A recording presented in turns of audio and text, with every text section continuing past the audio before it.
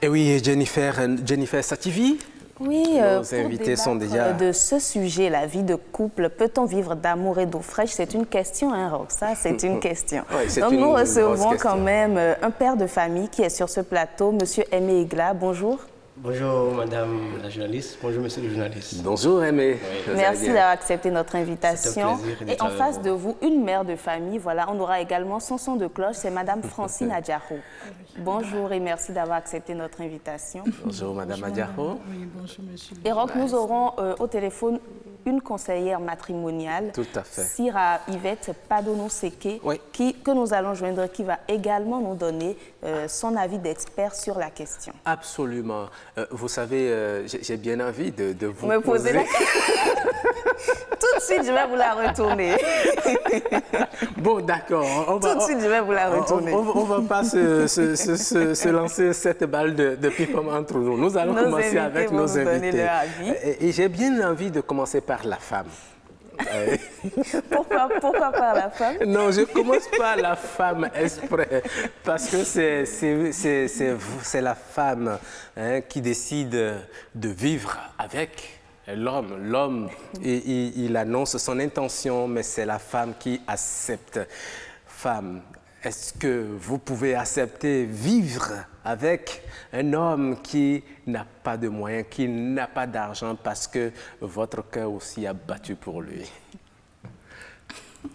Ah, vous avez... Bon, je vous remercie, monsieur le journaliste. Oui. Je salue les téléspectateurs au passage et puis je salue également monsieur à côté de moi. Oui. Revenons à votre question. Elle est très pertinente, mais... Il n'y a pas de questions sans réponse. Dans votre sourire, je pressens la réponse. Oui. J'ai dit, il n'y a pas de questions sans réponse. D'accord, oui. OK. En matière de couple, oui. Il y a quelque chose que je m'en vais dire. S'il y a ce que l'on appelle amour, le réel amour, l'amour au sens aveugle. divin. L'amour aveugle. Non, l'amour au sens divin. L'amour au sens divin. Ah, d'accord. C'est-à-dire quoi? Quand on dit vivre en couple, il faut développer une certaine intimité et une certaine amitié. Et cela vient de Dieu, en fait, qui a créé le premier couple dans cette intention-là. Maintenant, lorsque l'intimité et l'amitié sont réellement développées au milieu de ce couple-là, quand on parle de amour, l'amour ouvre la porte à tout. Ça ouvre la porte à la bénédiction, ça ouvre la porte à l'argent. Mais c'est dans le cas où il n'y a pas cet amour-là dont on parle. Donc, si je comprends bien, ça veut dire qu'une femme peut décider de se mettre avec un homme qui n'a aucun moyen si Dieu lui dit que c'est l'homme de ta vie. Comment est-ce que vous me dites que le monsieur n'aura pas de moyens? Avant qu'on en arrive au mariage, je pense que c'est des étapes qu'il faut traverser. On ne va pas aller prendre un gamin pour dire viens de se marier. Ou bien un gamin ne se décide pas de se marier. Quand je parle de gamin, il est encore à la charge de ses parents. Il continue de prendre le petit déjeuner. Donc, il n'a même pas encore fini ses études. Il est encore... Mais dans le cas, madame, où il a fini ses études, il n'a malheureusement pas de boulot et les quelques petits jobs qu'il trouve, il arrive très difficilement à joindre les deux bouts. C'est peut-être à peine si on lui paie 500 francs par semaine ou par jour, l'argent de son transport. Il loge chez des gens, mais voilà qu'il vous aime. Et vous retrouvez toutes les qualités que vous voulez chez cet individu-là. Dans ce cas, la bénédiction n'est pas là, le mariage n'est pas là. Est-ce que vous allez accepter ou est-ce que vous pensez qu'une femme peut accepter de se mettre avec quelqu'un? Mais l'amour est aussi patience. Il faut apprendre à attendre. Parce qu'on est appelé à vivre tout le temps ensemble jusqu'à ce que la mort ne nous sépare. Alors, à quoi bon d'être pressé de faire quelque chose pour se tuer tôt?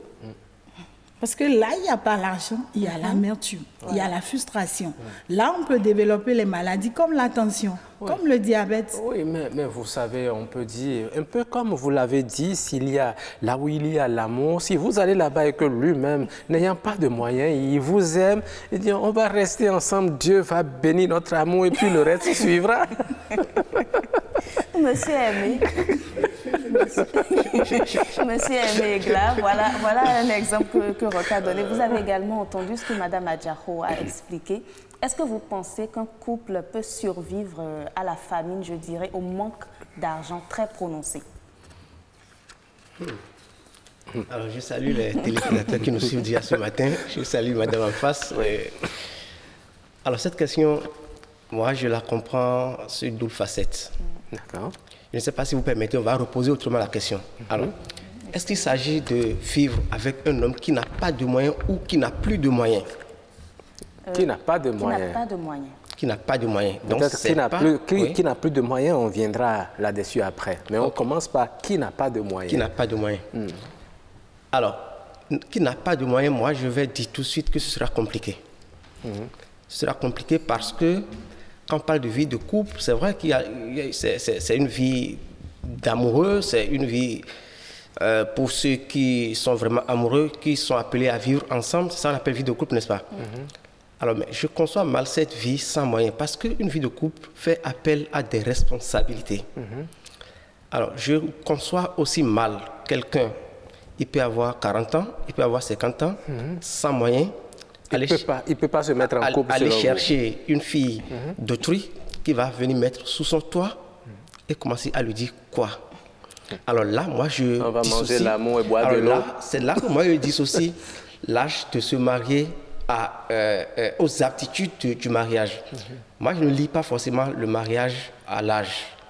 On peut avoir un âge élevé, mais si on n'est pas prêt pour se marier, moi, je ne vois pas que c'est pas bien de se marier quand on n'est pas prêt. Et être prêt, moi, j'y mets les moyens. C'est-à-dire que si on parle de moyens, ce n'est pas forcément grand moyen, mais il faut le minimum pour mettre à l'aise. Mais l'amour est où dans tout ça? C'est à croire qu'il faut d'abord voir le matériel avant de s'engager dans cette vie amoureuse. Non, ce dont je parle... Est-ce que vous ne pouvez pas vous mettre ensemble, même si vous êtes comme ça, il n'a pas les moyens, vous aussi, vous n'avez pas les moyens, mais vous vous comprenez mieux pour vous réaliser? Alors, je vois autrement la question. Si je me lance dans votre hypothèse, où il faut suivre l'amour, se marier, alors on espère Dieu, on attend une providence divine, et puis alors on se marie, juste avec l'amour et au nom de l'amour. Voilà. Madame tombe enceinte. C'est la première bénédiction, puisqu'on est dans le contexte de Dieu. Elle a dit, hein, quand vous mettez ensemble comme ça, Dieu bénit cet amour. Voilà, c'est la première bénédiction, n'est-ce pas? C'est la première bénédiction, n'est-ce pas? Alors, vous suivez les consultations comment? Si vous n'avez pas le minimum, vous allez à la consultation comment? Alors, si vous faites le point de tout ça là, je pense qu'il faut vraiment avoir le minimum pour s'engager. Mais cela ne veut pas dire de se dire que je n'ai pas encore construit ma maison, je n'ai pas encore la voiture, je n'ai pas encore telle chose, je n'ai pas encore les fauteuils de tel montant chez moi, je n'ai pas encore les télévisions de tel écran chez moi. Non, ce n'est pas de ça qu'il s'agit. Mais il faut avoir le minimum pour faire face aux premières charges, aux premières responsabilités, que vous avez en face de vous une fois que vous vous mettez en couple. Je pense que si vous avez déjà, ou bien si on peut déjà avoir ce minimum, on peut se mettre ensemble, espérant maintenant que le gros lot ne vienne de Dieu. Est-ce que vous pouvez nous donner une estimation du minimum dont vous parlez? Parce que vous avez dit pas forcément de fauteuil, pas forcément ma maison, pas forcément de télé. Le minimum, c'est juste... Non, le minimum, moi, je ne peux pas quantifier le minimum parce qu'il faut aussi relativiser cela. Oui, le minimum qu'on peut avoir, est-ce que c'est en termes d'argent? Est-ce que c'est en termes de réalisation? Est-ce que c'est en termes de quelque chose à faire? Vous savez, il faut relativiser tout ça. Vous savez, nous sommes ici en ville. Quelqu'un peut peut-être avoir un revenu qui tourne peut-être autour de 100 000, 200 000. Mais pour lui, ce n'est pas encore suffisant pour qu'il se marie. Ça existe. Je connais plein de camarades comme ça qui... C'est vrai qu'ils ne sont pas des salariés, mais ils ont un revenu qui tourne autour de ces montants-là, mais qui se disent qu'ils ne sont pas encore prêts pour se marier. Dans le même temps, il y a des gens qui ont en moyenne 50 000 francs dans ce dans ce Cotonou, enfin dans ce Cotonou et Calavilla, mais qui se marient et qui s'en sortent avec leurs modestes moyens. Ce que je refuse, enfin ce que moi je conçois mal, c'est ne pas avoir du tout de revenus et aller prendre une femme au nom et pour le compte de l'amour. D'accord, très bien. Nous avons compris votre position. Nous allons également voir, est-ce que c'est la même position que partagent les concitoyens que nos équipes ont rencontrés dans la ville de Cotonou? Il s'agit de Victoire. C'était moi. C'était vous-même, voilà, vous les avez rencontrés dans la ville de Cotonou. Nous allons voir ce qu'ils pensent de ce sujet. Aujourd'hui, vivre sans l'argent, même on peut s'aimer à 100% et même à 190%, il faut de l'argent. Ah mais il y a les charges. La femme doit s'habiller, les enfants, donc il faut nécessairement de l'argent. Ça là, sans argent, c'est dans les feuilletons, les blancs nous blaguent avec vous dites je t'aime et puis on est là, je t'aime du matin au soir. Mais en Afrique ici, sans l'argent, non. Il faut quand même, je ne dirais pas être riche, mais le minimum, au moins se vêtir, qu'on sort. Mais la femme, elle a besoin d'argent. Sans l'argent, tu peux dire je t'aime, mais si quelqu'un balance de l'argent quelque part, mais elle te laisse. Vous allez voir un couple. D'abord, la femme ne veut pas savoir ce que tu fais pour gagner de l'argent. Tu peux dire à ta femme, je n'ai pas d'argent, Elle va te comprendre. Mais lorsqu'elle aura besoin de quelque chose et tu ne lui donnes pas de l'argent, c'est de là que tu vas regretter pourquoi tu l'as fait venir dans ton foyer.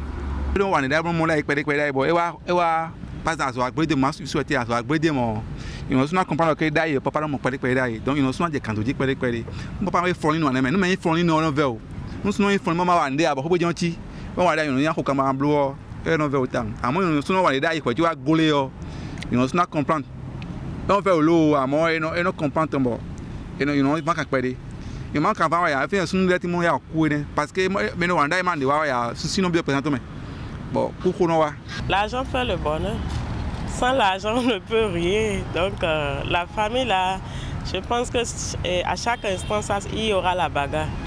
Aujourd'hui querelle, demain querelle, donc c'est toujours important de travailler. Même si la femme ne travaille pas, il faudrait que l'homme travaille.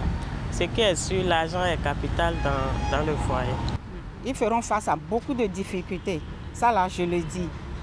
Et je sais de quoi je parle.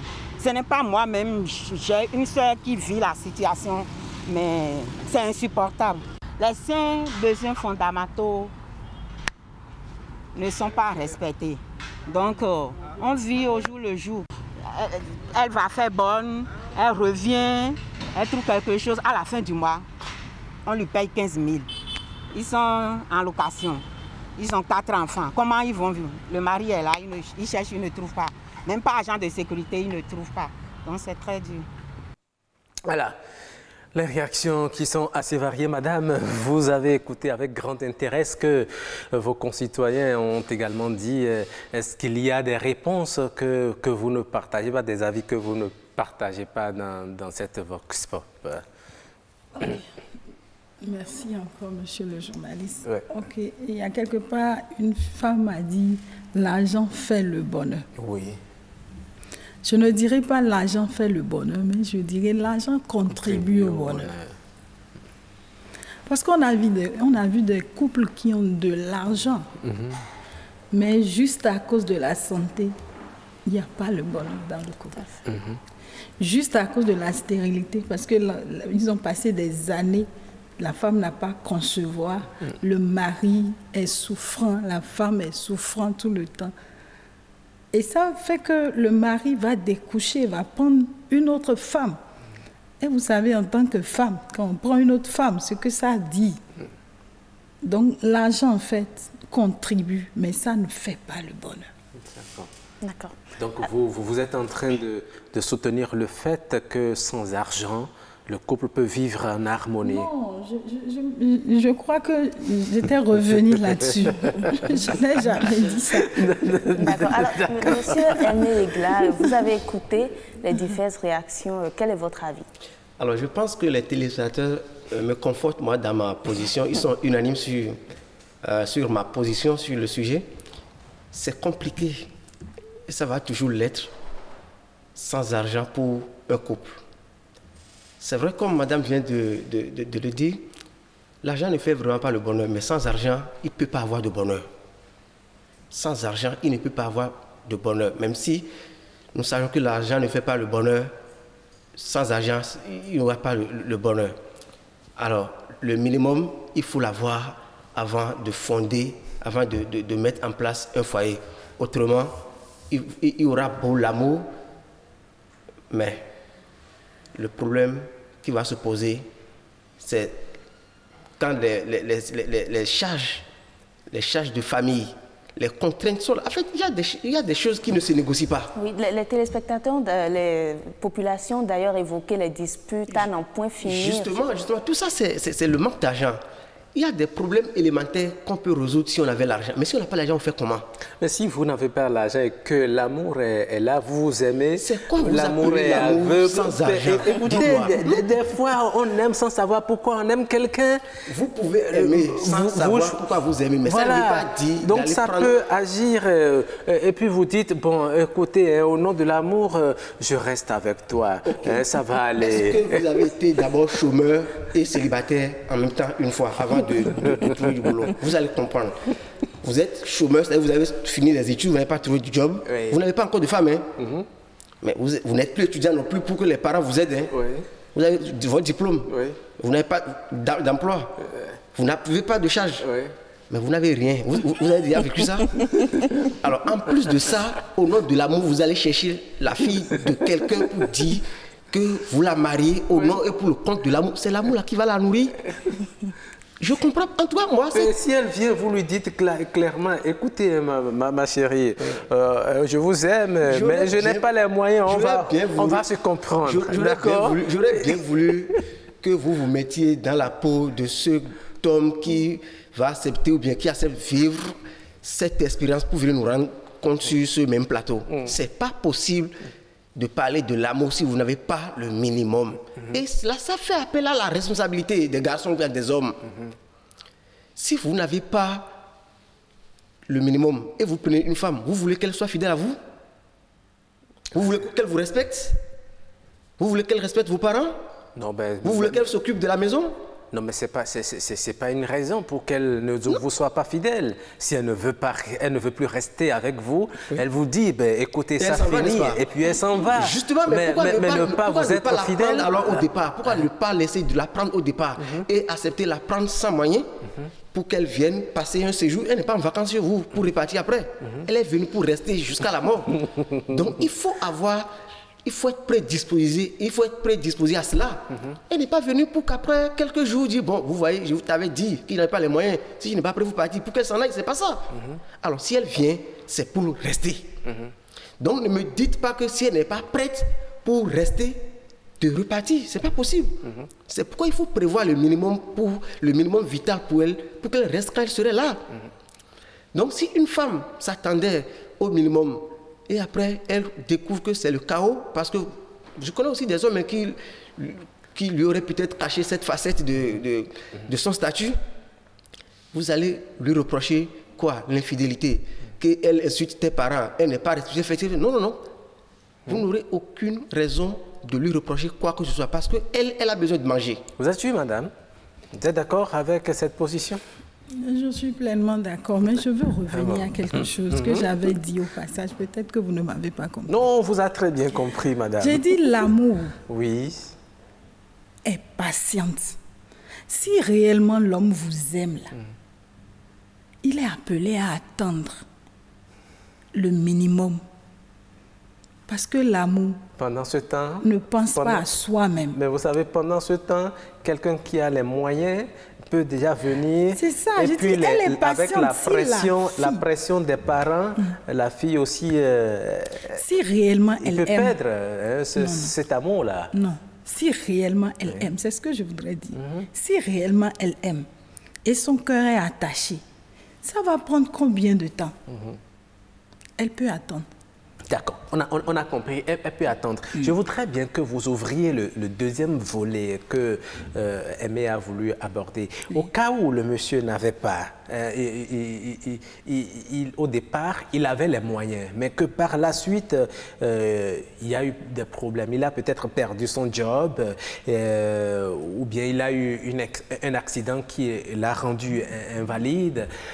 Et qui n'a plus de moyens. Est-ce que la femme peut continuer à vivre et dire « je l'aime, donc j'assume avec lui cette condition de précarité, de sans moyens dans le ménage ».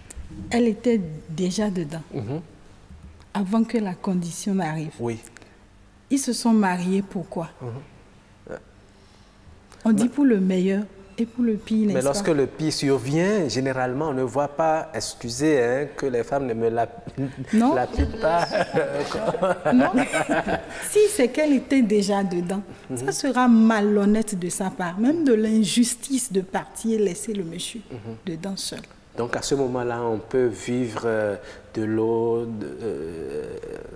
vivre de l'amour, manger l'amour et boire de l'eau. Certainement qu'il y a une réaction que la femme doit avoir en ce moment-là. Donc, oui, ben, vous ne pouvez pas dire qu'à des moments donnés, elle ne sera pas frustrée parce qu'il n'y en a pas. Vous ne pouvez pas dire ça. Mais qu'est-ce qu'elle doit faire? Est-ce qu'elle doit s'empresser de prendre le relais, par exemple? Oui, mais si elle peut faire quelque chose, elle a été faite comme aide. Elle est là comme aide.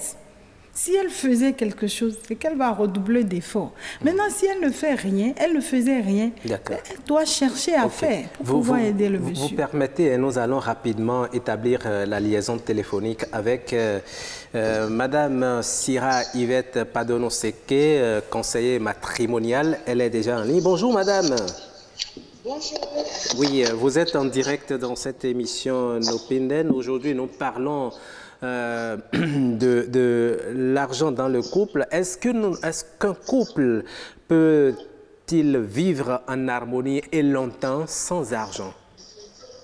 Je ne vous perçois pas bien. Est-ce qu'un couple peut vivre longtemps et en harmonie sans argent, sans moyens financiers? Merci déjà pour l'opportunité que vous me donnez d'en parler. En tant que consultante en mariage et famille, je pense qu'on est tous d'accord que le mariage est divin. Et donc, avant que deux personnes se mettent ensemble, ils ont compris que c'est un sacerdoce. Et même Dieu qui a créé l'univers, le ciel et la terre, il n'est pas resté sans travailler. C'est pourquoi Love Power, nous parlons d'une décision, l'amour d'accord. Cette façon de percevoir l'amour et dire nous allons vivre d'amour et d'eau, c'est quand on est dans la phase romantique. Et quand je dis on est dans la phase romantique, on est anesthésié. Il y a une hormone qui nous anesthésie et on ne comprend plus rien. On est là, on jouit, on accepte tout, on voit tout en rose. On se dit cette rencontre amoureuse ne mènera qu'au paradis et tout. On y croit. Et donc pendant cette période, même si c'est un chômeur, même si c'est un menteur, même si c'est un brigand, on accepte tout et vice-versa. Et donc être amoureux à ce niveau, on peut tout se permettre. Jésus pour les chrétiens, il a été un charpentier. Il a travaillé. Et même pour faire des miracles, c'est suite à une action que le miracle se produit. Et donc tout de suite, je dis, si nous sommes dans le vrai mariage, le mariage originel, je pense que affirmer ça, c'est trop vite aller en besoin. Parce que à la phase de désillusion, tout se transforme en colère. Et vive les dégâts. D'accord. Mais si le monsieur travaille, il travaille et que ses revenus ne sont pas aussi élevés comme le souhaiterait la femme, est-ce que ça peut créer une certaine harmonie ou bien ça peut créer des problèmes dans le ménage? Bien sûr que oui, parce que est-ce qu'ils se sont préparés à cela? Aller en mariage, c'est un peu comme se préparer à créer son entreprise. Et donc, tous ces aspects sont abordés. Et maintenant, quand la situation se présente, l'homme et la femme s'asseyent. Parce que quand il y a le vrai amour, j'espère que nous sommes d'accord que nous parlons du vrai amour, l'amour de soi, l'amour qui cherche le bien-être de l'autre, l'amour qui cherche à rendre l'autre heureux. Pas forcément que l'autre me rende heureux. Parce que en attendant, c'est-à-dire dans l'attente que l'autre me rende heureux, je serai déçu et je ne pourrai pas atteindre mes objectifs dans le mariage. Et donc, si nous avons passé les fiançailles, nous n'étions pas forcément nantis. chacun avait ses revenus et tout. Et même si ce n'est pas le cas, c'était le moment de travailler même sur la gestion financière parce que chacun a son passé avec les finances. Peut-être que je suis sortie d'une famille nantie, j'ai accepté de t'accompagner. À un moment donné, peut-être que tu as passé l'étape d'étudiant à l'étape de fonctionnaire, mais nous allons vivre selon nos revenus. Et c'est pour ça, à Love Power, nous insistons pendant la préparation au mariage sur le budget familial. Parce qu'il y a des revenus fixes, il y a des revenus variables, il y a des charges fixes, il y a des charges variables. Et donc, nous ne devons pas vivre au-dessus de nos moyens. D'accord, très bien. Nous ne devons pas vivre au-dessus de nos moyens. Mais si je vous comprends, quelqu'un qui n'a pas de revenus pour assurer sa famille, il ne doit pas se mettre en couple. Moi, je suis désolée de le dire. Je ne le dirai pas aussi sec que ça, mais le mariage, c'est une décision qui induit des responsabilités. Et quand je parle de responsabilité, c'est attendre, c'est la responsabilité qui crée la liberté. Et donc, cette responsabilité dont je parle, en tant qu'homme, vous savez que vous êtes le chef de la famille. Et donc, si vous attendez de gagner 1 franc, ou bien vous êtes à l'étape de 1 franc ou 2 francs comme revenu, vous devez, avec amour, vous asseoir autour d'une table et discuter avec votre conjoint pour dire, en attendant l'arrivée des enfants, ou vous avez déjà des enfants, voilà comment notre vie va évoluer. Et toujours dans cette quête de communiquer avec amour, de disposer de temps pour savoir comment les choses vont évoluer dans le foyer, vous aurez toujours cette énergie positive pour créer d'autres activités et créer d'autres revenus dans votre foyer. D'accord, très bien. Mais au cas où l'homme avait un emploi, il essayait d'assurer les revenus, les charges de sa famille et qu'une situation survient, il perd peut-être son emploi ou bien suite à un accident, il devient invalide, il n'arrive plus à sortir. Pendant combien de temps la femme peut supporter? Est-ce que la femme peut continuer à supporter et dire par amour, je reste avec lui? Ça dépend de la notion de sa conception de l'amour. Je reviens toujours là-dessus. Et aujourd'hui, désolé, nous rencontrons vraiment des colocataires et non de vrais amoureux. Et donc, quand des situations comme ça se surviennent, on parle du couple face aux épreuves. Les épreuves viennent de plusieurs couleurs. Déjà que la femme est au foyer, il y a des femmes qui travaillent, qui, en plus de l'entreprise qui a le foyer, elles se donnent le temps de travailler, de faire mériter leur diplôme. Au cas où la femme n'a pas un boulot, c'est le moment de s'asseoir en même temps. Je vous assure, il y a tellement d'idées, d'activités autour de nous. Et quand le couple en harmonie s'assoit et réfléchit, dès qu'une porte se ferme, Dieu qui a permis que les deux se mettent ensemble par amour, je vous dis, c'est d'autres portails qui s'ouvrent pour le couple. Et donc, ne pas se victimiser et dire, mon mari n'a pas le boulot. Il ne s'agit pas, il est bel et bien le chef de la famille. Il doit subvenir aux besoins de la famille. Mais à partir du moment où vous êtes devenus des associés de l'amour, chacun doit pouvoir réfléchir pour dire, mais attention, peut-être que je payais je faisais des ravitaillements de 50 francs. Avec la situation aujourd'hui, je dois revoir la façon dont je dois gérer. D'accord. La main dans la main, le couple doit pouvoir s'asseoir et discuter. La femme ne peut pas prendre la tangente. Et quand j'entends, quand la pauvreté passe par la fenêtre, l'amour s'enfuit par la porte, ça dépend de comment les deux se sont mis ensemble. Parce que nous avons rencontré des couples qui ont traversé de dures épreuves. Mais quand Dieu a voulu les bénir, waouh, c'était Merci beaucoup, madame. Merci beaucoup, madame Sira Yvette Padonoseke, d'être passée dans cette émission. Très bonne journée à vous. Merci. Oui. Voilà, l'avis de l'experte sur la question. Elle a fini justement par ce volet-là où l'homme avait les moyens, mais du jour au lendemain se retrouve sans rien. Et c'est à la femme de prendre le relais pour le soutenir un tant soit peu. Est-ce que vous pensez que ça peut le conforter dans sa position? Oui, je partage entièrement la position de madame qui a appelé. Madame Sira, c'est quelle? Madame Sira, je partage entièrement sa position. Alors, pendant que tout allait bien pour monsieur, madame était là, ou bien madame était là, puis elle jouissait correctement du travail de monsieur. Ouais. Mais c'est pas quand monsieur va tomber qu'elle va partir là. Non seulement ce sera méchant de sa part, mais ce sera de l'injustice. Alors, moi, j'appelle les hommes à profiter peut-être des périodes d'abondance pour peut-être créer un business à madame, si elle n'est pas une fonctionnaire quelque part. Parce qu'on ne sait pas de quoi demain est fait. Si pendant que tout marchait bien, monsieur pouvait faire un business à madame, que madame gère, maintenant qu'il a des problèmes et qu'il est à la maison, je crois qu'ensemble, ils peuvent continuer à se chercher avec le business de madame, le temps que monsieur ne se retrouve. Mais ce n'est pas une occasion pour madame de dire, voilà, monsieur est tombé, je vais m'en aller. Ce serait vraiment de l'injustice. D'accord. Monsieur Egla, est-ce qu'il n'y a pas un autre peut-être problème à ce moment? On va dire que c'est la femme qui gère le foyer. Nous connaissons certains hommes avec un certain ego. Est-ce qu'il ne sera pas frustré? Est-ce qu'il n'y aura pas une amertume quand même? Il faut reconnaître et savoir qu'en tout état de cause, l'homme est toujours le chef de foyer. Même si en temps c'est sur le business de madame que le couple, bien le foyer tourne, c'est le monsieur qui demeure le chef de foyer. Ce n'est pas madame qui va me dire le contraire. Quelles que soient les situations que le couple traverse, je pense que c'est l'homme qui est toujours la tête. D'accord, très bien. Nous, avant de passer à madame, nous allons lire quelques messages que nos internautes nous ont envoyés par rapport à ce sujet. Il y a d'abord... Pardon, il y a rapidement... Oui. Pifan Ayawe qui dit « Aujourd'hui... » On pose la question de savoir un couple amoureux peut-il tenir longtemps et vivre en harmonie sans argent. Il dit aujourd'hui ou bien au paléolithique. Et il y a Madame Chimène Dossa qui dit pas sûr. Il y a donc Edith qui dit bon, vous pouvez les... argent, bien sûr, il n'y a plus de couple amoureux. Surtout l'homme serait embêté par sa femme jusque dans le cuit. Et quand l'argent viendra, elle fera semblant de calmer la colère de son homme.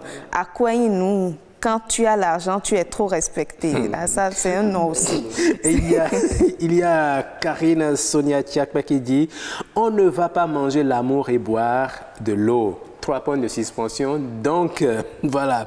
Et il y a Madame Gezo Eponine qui dit bonjour, si le couple croise les bras et attend un miracle, je ne pense pas. Mais s'ils s'aiment et se battent chaque jour, ils arriveront. C'est mon avis. Voilà, nous avons également un autre message. Bien sûr qu'un couple amoureux peut vivre longtemps et très longtemps même en harmonie sans argent.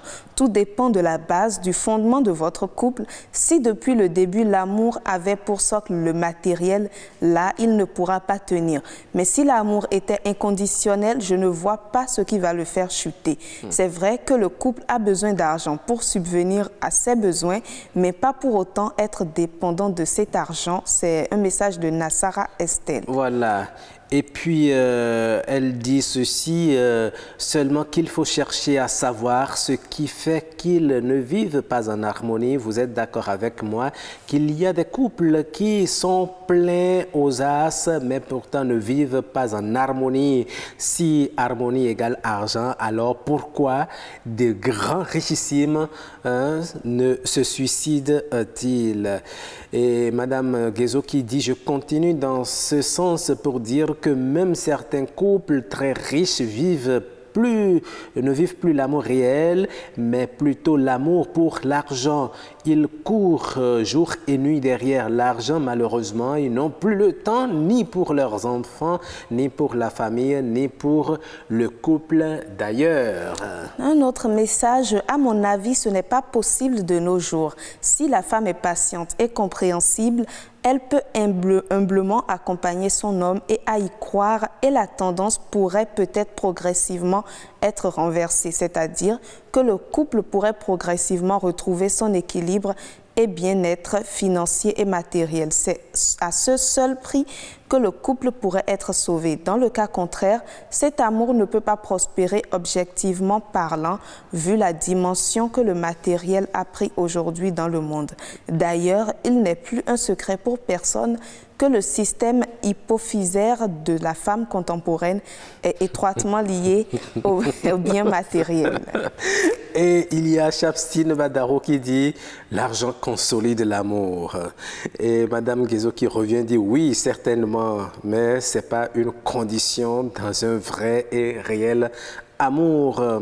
Et puis, madame, je crois, on va finir, il y a madame Claire Rougan Ayemona qui dit « L'argent ne fait pas le bonheur, mais l'argent contribue à faire le bonheur. » Voilà, c'était là l'avis des internautes qui nous suivent. Voilà.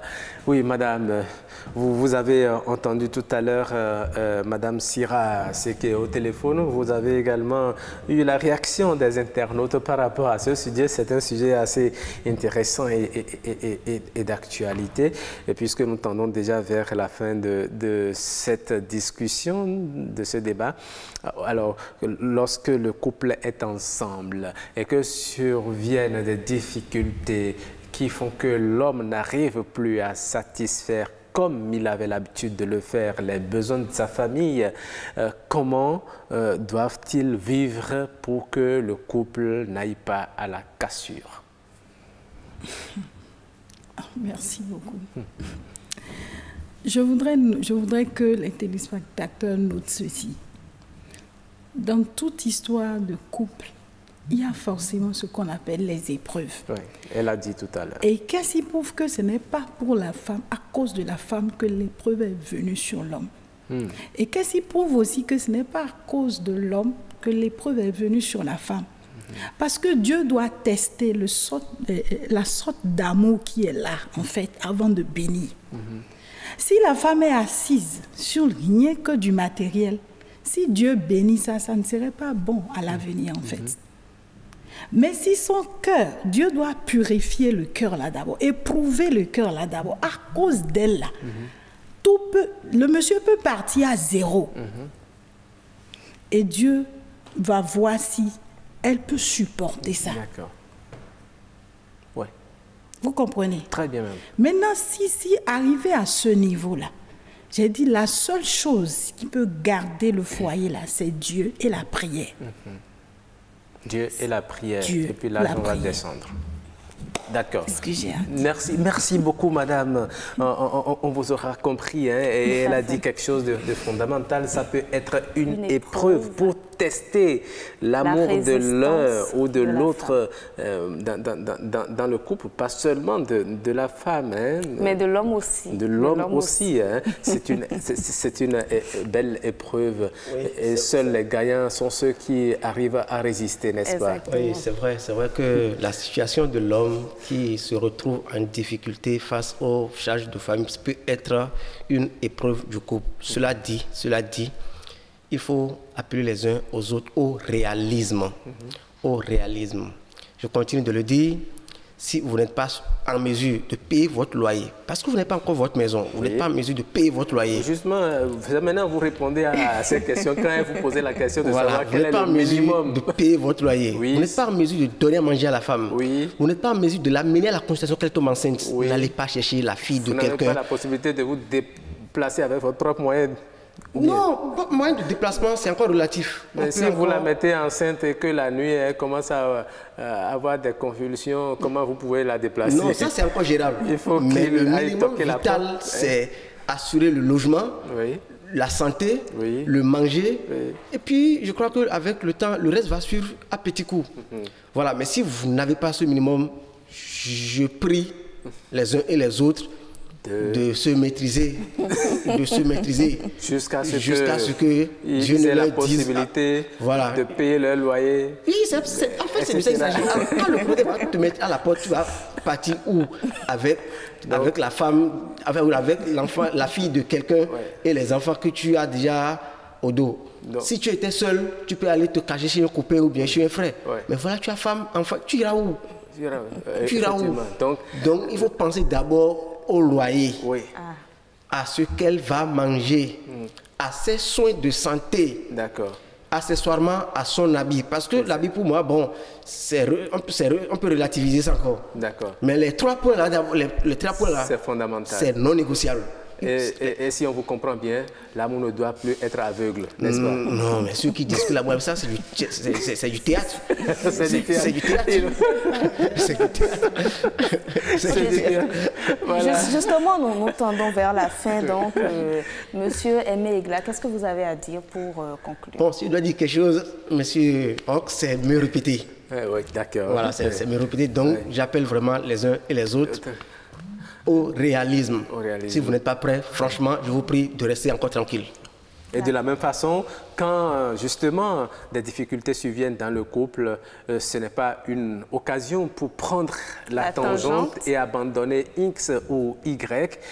Ça peut être une épreuve, Madame l'a dit, une preuve pour tester la solidité de votre amour, une épreuve lorsque vous arrivez à la réussir justement, ça va amener Dieu à vous bénir davantage. Il faudrait que vous en teniez compte. Tout à fait. Et nous allons demander également à Madame Adjaro, Francine, quel est son mot de fin pour clôturer? Ok, merci beaucoup. Mon mot de fin, c'est pour, je viens toujours à dire que l'amour est patient. Ça ne sert à rien d'être pressé pour ce pourquoi, ou bien ce qui va rester avec toi tout le temps. Donc, s'il n'y a pas le minimum possible, il ne faut pas s'engager. Il faut patienter. D'accord. Très bien. Merci. On a compris le message. Hein. Merci beaucoup. Les téléspectateurs aussi ont leur avis. Le débat se poursuit dans les maisons. En tout cas, nous avons joué, nous, notre partition ici.